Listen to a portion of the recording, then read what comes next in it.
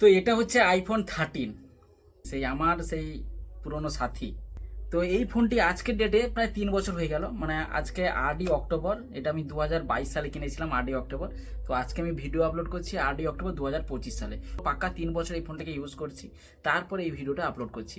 তো এই ফোনটি 3 বছরে আমার কেমন এক্সপিরিয়েন্স হয়েছে এবং 2025-এ এটা কতটা আপগ্রেডেড সেটাও এই ভিডিওতে জানাবো। আমি বলছি না, সাজেস্ট করছি না যে এই ফোনটা তোমরা নাও এখন 2025-এ আইফোন 13, না সেটা মোটেও নয়, সাজেস্টই করছি না। জাস্ট আমি এই ফোনটার এক্সপিরিয়েন্স শেয়ার করব যে আমি 3 বছরে একটা আইফোন, ফার্স্ট আমার আইফোন এটা ছিল। তো এই ফার্স্ট আইফোনটা আমি অ্যাজ এ প্রাইমারি ডিভাইস আমি ইউজ করেছি 3 বছর ধরে।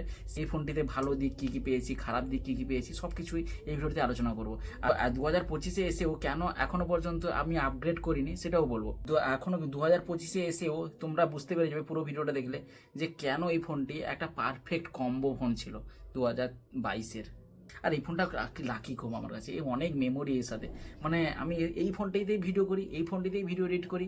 যদিও এই ফোনটা যেহেতু আমার হাতে আছে, তাই এই ভিডিওটা হয়তো অন্য ফোনে শ্যুট করছি, স্যামসাং S24 শ্যুট করছি। তাও এই ফোনটাতে কিন্তু আমার লাস্ট যতগুলো ভিডিও 3 বছরে সব কিন্তু এই ফোনেই শ্যুট করা, এডিটিং এই ফোনটাতে।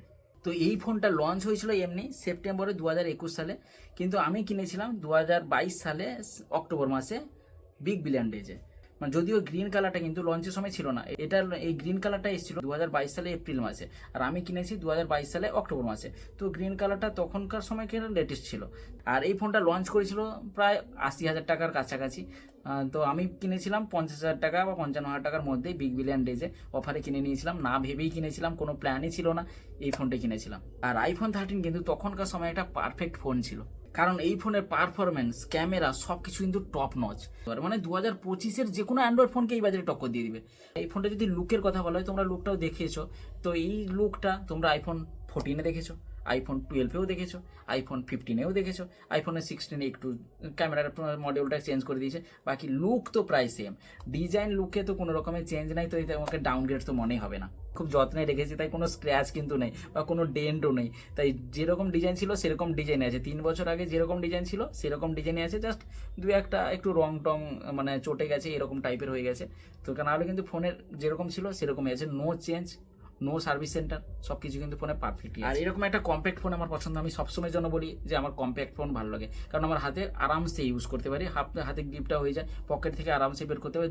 ডেলি ইউজে কিন্তু কম্প্যাক্ট ফোনগুলো খুব ভালো, হোল্ড করলে পুরো সলিড লাগবে, অ্যালুমিনিয়াম ফ্রেম আছে। আর এই ফোনটিতে ডিসপ্লেতে যদি বলি 6.1 ইঞ্চির XDR রেটিনা ডিসপ্লে আছে, যেটা আইফোন দিয়ে থাকে। এই ডিসপ্লের কথা আসি, এই ডিসপ্লে তুমি হয়তো ডাউনগ্রেড মনে হতে পারে, কারণ 17-এ কিন্তু 120 হার্জের রিফ্রেশ রেট চলে এসেছে, এটাতে কিন্তু এখনো 60 হার্জের রিফ্রেশ রেট ছিল। মানে 2022-এ 60 হার্জের রিফ্রেশ রেট ছিল। তারপরে আইফোন 14-ও লঞ্চ করেছে 60 হার্জের ডিসপ্লে, 15, 16 সব কিন্তু 60 হার্জের ডিসপ্লে। তাই তোমাকে ডাউনগ্রেড মোডেও ফিল আসবে না। আর এই অ্যাপেলের যে ডিসপ্লে কোয়ালিটি কিন্তু সত্যি সুন্দর। মানে এমনি তুমি নর্মাল টাচ করলে, নর্মাল মাল্টিমিডিয়া ইউজে এর যে কালারটা আসবে না, অন্য কোনো এক্সপিরিয়েন্স পাবে না, খুব ভালো এক্সপিরিয়েন্স পাবে। মানে 60 হার্জের ফিল আসবে না এর পারফরমেন্সের জন্য। যদিও যারা 120 হার্জের রিফ্রেশ রেট টাচ করে এসছো, তাদের কাছে মনে হবে যে এটা 60 হার্জে একটু ডাউনগ্রেড মনে হবে, কিন্তু যারা 60 হার্জ বরাবরই ইউজ করে থাকো তাদের ক্ষেত্রে কিন্তু এই ফোনটি ডাউনগ্রেড মোটেও মনে হবে না। 60 হার্জের ডিসপ্লে আছে, ডিসপ্লে কোয়ালিটি খুব সুন্দর। মানে এই ফোনটিতে আমি এডিট করার ক্ষেত্রেও কোনো অসুবিধা পাইনি, এমনকি ভিডিও করার ক্ষেত্রেও পুরো স্মুথ চলে, ডিসপ্লে ব্যাপকভাবে চলে, কোনো রকমের সমস্যা নেই। জাস্ট একটা স্ক্রিন গার্ড লাগানো আছে, বাকি 3 বছর ধরে সেম চলছে, শুধু স্ক্রিন গার্ডটাই চেঞ্জ করি আমি। জাস্ট ডিসপ্লেতে আমার কোনো প্রবলেম নেই। ইউটিউবে, নেটফ্লিক্সে, প্রাইম ভিডিওতে সবগুলোতে তোমরা 4K ভিডিও এনজয় করতে পারবে, সবগুলোতে HDR ভিডিও এনজয় করতে পারবে। কালার পুরো অ্যাকুরেট আসবে। তবে বাজেট, এই বাজেটে অ্যান্ড্রয়েডে হয়তো অনেক ফোন টক্কর দিতে পারে ডিসপ্লের দিক থেকে, মানে ডিসপ্লে ব্রাইটনেসের দিক থেকে, কারণ এই ফোনটিতে 2000 নিটসে ব্রাইটনেস আছে। যদিও তোমরা ইনডোরে তো আরামসে ইউজ করতে পারবে, আউটডোরে হয়তো ব্রাইটনেস একটু ড্রপ এক্সপিরিয়েন্স পেয়েছি। কোয়ালিটি, ডিসপ্লে, ডিজাইন পারফেক্ট, পুরো নতুন নতুন আইফোন লাগবে। আইফোন ভাই, যত যে যাই বলুক না কেন, যে যত বেশি টাকা দিয়ে কিনছে, এত বেশি টাকা নিচ্ছে, ফোনে এমন কি আছে ভাই, এক্সপিরিয়েন্স আলাদা লেভেলের হয়, এক্সপিরিয়েন্সের এর উপর নেই। সত্যি দারুণ এক্সপিরিয়েন্স। যারা প্রো লেভেলের ফোনগুলো ইউজ করে তাদের ক্ষেত্রে বলছি না, এমনি নর্মাল নাম্বার সিরিজও যারা ইউজ করে না, তাদের ক্ষেত্রেও আমি আশা করি তারাও কিন্তু নিরাশ হয়নি, এক্সপিরিয়েন্স কিন্তু সলিড। আমি তো ভালো এক্সপিরিয়েন্স পেয়েছি 3 বছর ধরে, এই জন্য চেঞ্জ করিনি, অ্যাজ এ প্রাইমারি ডিভাইস রেখেছি। খুব দারুণ এক্সপিরিয়েন্স পেয়েছি এই ফোনটি। আর এই ফোনের সফটওয়্যার এক্সপিরিয়েন্স যদি বলি, সফটওয়্যার এক্সপিরিয়েন্স খুবই দারুণ।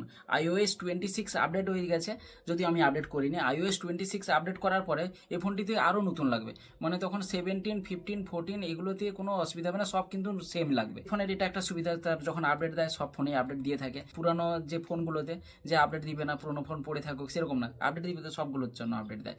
তো এটা একটু ভালো, আপডেট তো 5-6 বছর আপডেট পেয়ে যায়। তো আমি 2022-এ কিনেছি, এখন iOS 26 চলে এসেছে, যেটা 17, 16-এর জন্য ঠিক আছে। আমি 13-এও এই আপডেট পেয়ে যাচ্ছি, যদিও আমি আপডেট করিনি, কারণ আমার ব্যাটারি ড্রেন ইস্যুটা আছে iOS 26-এ দেখেছি অন্যজন আপডেট করার পরে, তো আমি আপডেট করিনি।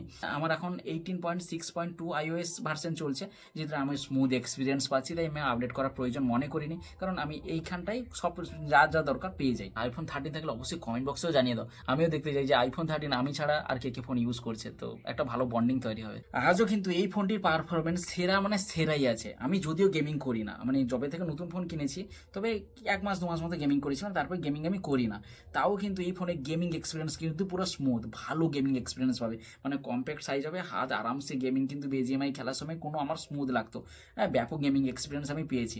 তারপর আমি ভিডিও এডিটিং করি এই ফোনটিতে, ভিডিও শ্যুটও করি এই ফোনটিতে, সব কিছু কিন্তু এই ফোনটিতেই হয়। তো এই ছোট্ট ফোনের কিন্তু ক্ষমতা অনেক, তাই অনেকটাই কিন্তু সামলে নিতে পারছে। এই বাজেটে অন্য কোনো অ্যান্ড্রয়েড ফোনকে তো আরামসে টক্কর দিয়ে দিবে এই রকম বাজেটে, মানে 50-60 হাজারে এরকম গেমিং এক্সপিরিয়েন্স তো বা এরকম পারফরমেন্স তো অন্য কোনো ফোনে পাবে না, অ্যান্ড্রয়েড বলছি। দুটো কোম্পানির ইকোসিস্টেম খুব ভালো, এক হচ্ছে অ্যাপেল আর একটা হচ্ছে স্যামসাং। তো এই দুটো ফোনেরই ইকোসিস্টেম খুব দারুণ আছে, মানে এতদিন পর্যন্ত এত বছর পরেও এর ফোনের পারফরমেন্সের স্টেবিলিটি কিন্তু এখনো মধ্যে ঠিকই আছে। মানে 3 বছর ধরে ইউজ করছি, ল্যাগ লক্ষ্য করিনি, যে অ্যাপ ধীরে ওপেন হচ্ছে না এরকম লক্ষ্য করিনি। অ্যাপ ওপেনিং ক্লোজ পুরো স্মুথ, তোমরা দেখতেই পাচ্ছ অ্যাপ ওপেনিং ক্লোজ পুরো স্মুথ। আমি এই ফোনটিকে যথেষ্ট রাফ ইউজ করছি, এডিটিং করছি, মানে বুঝতেই পারছো অনেকটাই রাফ ইউজ হয়। প্রাইমারি ডিভাইস 3 বছর ধরে ইউজ করছি, রাফ ইউজেও এই ফোনটি কিন্তু আরামসে চলছে। A15 বায়োনিক চিপ এই ফোনটিতে পুরো মাখনের মতো চলছে। এখন কিন্তু আবার A19 প্রো চলছে, আর এটা চলছিল A15, আর আমারটা 128 GB। তবে প্রবলেমে ওই 128 GB, মানে 128 GB স্টোরেজ আমার ক্ষেত্রে খুবই মানে কষ্টদায়ক, কারণ এই 128 GB স্টোরেজ যারা ভিডিও ক্রিয়েট করো তারা জানো যে 128 GB স্টোরেজ এখনকার দিনে চলে না। তাও আমি এই ফোনটিকে 3 বছর ধরে সামনে রাখছি, একটা ভিডিও ডাউনলোড করতে হয়, তার একটা ভিডিও ডিলিট করতে হয় আমাকে, এইরকমভাবে করে এই ফোনটিকে আমি 3 বছর ধরে চালিয়ে যাচ্ছি 128 GB স্টোরেজ। তো কেউ যদি এখনও পর্যন্ত বলি যে 128 GB স্টোরেজের ফোনগুলোকে একটু অ্যাভয়েড করে চলবে, যদি কারো ভিডিও ক্রিয়েশন থাকে। 256 GB বেস্ট আছে, ডে টু ডে ইউজে কোনো রকমের সমস্যা হবে না, কিন্তু এডিটিংয়ের সময় সব স্টোরেজ চাইবে। যদিও আমি আপগ্রেড করব, এই ফোনটিকে রাখবো কি রাখবো না সেটা পরে ভাববো, তবে iPhone 17 সিরিজে আপগ্রেড করব, দেখা যাক কবে কি আপগ্রেড করতে পারি, এই স্টোরেজের জন্য বিশেষ করে। না পারফরমেন্স কিন্তু এই ফোনে মাইন্ড ব্লোয়িং। এই প্রসেসারে 14 লাখ আন্তঃ স্কোর দিচ্ছে, মানে তখনকার দিনে 14 লাখ আন্তঃ স্কোর 50,000 টাকা বাজেটে এখনকার দিনে পাবে না। এবার যদি এই ফোনটিতে ক্যামেরা দেখি, এই ফোনটিতে দুটো ক্যামেরা, একটা 12, এটাও 12, দুটোই 12 মেগাপিক্সেলের ক্যামেরা, কিন্তু এখন তো 48 দিচ্ছে, 15, 16-এ 48 পেয়ে যাবে। আর সামনেও কিন্তু 12 মেগাপিক্সেলের। নাম্বারের দিকে যেও না আইফোনে বা ফ্ল্যাগশিপ ফোনে, নাম্বারের দিকে যেতে নেই। 12 মেগাপিক্সেলে কিন্তু ভিডিও কোয়ালিটি তোমরা আমার ইউটিউব চ্যানেলে দেখে নিবে, পুরো সব ভিডিও আমার iPhone 13-এই তোলা, তো কোয়ালিটি কিন্তু খুবই দারুণ, মানে নাম্বারে মোটেও যাও না, কোয়ালিটি কিন্তু খুব দারুণ। বিশেষ করে সিনেমেটিক মোডে আমি ভিডিওগুলো বেশি করি। সিনেমেটিক মোডে যদিও আমার 4K এই ফোনটি সাপোর্ট করে না সিনেমেটিক মোডে, তো 14 বা 15 থেকে মনে হয় 4K ভিডিও সাপোর্ট করে সিনেমেটিক মোডে, তো তোমরা সেটা চেক আউট করে নেবে। যেটা আমার লাগতো কিন্তু এই ফোনে নেই 4K, এটা সিনেমেটিক মোডে, কিন্তু আমার 1080p-তে ভিডিও রেকর্ডিং হয় সিনেমেটিক মোডে। সেলফিতেও 4K তুলতে পারবে, ব্যাক ক্যামেরাতেও 4K ভিডিও সাপোর্ট করবে, 4K তুলতে পারবে, সব কিছু কিন্তু পুরো ঝাক্কাস। মানে আমি ক্যামেরা কোয়ালিটি তোমাদের দেখাবো কি, এতদিন পুরানো কোয়ালিটি আমি ক্যামেরা স্যাম্পল দিচ্ছি না। ক্যামেরা কোয়ালিটি ভিডিও কোয়ালিটিতে কোনো কথা হবে না, কারণ ভিডিওতে সেরা হচ্ছে আইফোন। তুমি যা ফোন নিয়ে আসো না কেন, ভিডিও কোয়ালিটিতে সেরা আইফোন। আর ফটোতে অনেক অ্যান্ড্রয়েড ফোন পেয়ে যাবে, স্যামসাং ভালো ফটো তোলে, আলট্রা সিরিজগুলো প্রিমিয়াম কোয়ালিটির ফটো তো পাবেই পাবে। 2x পর্যন্ত অপটিক্যাল জুম পাবে, 5x পর্যন্ত ডিজিটাল জুম পাবে, আলট্রা ওয়াইডও দারুণ।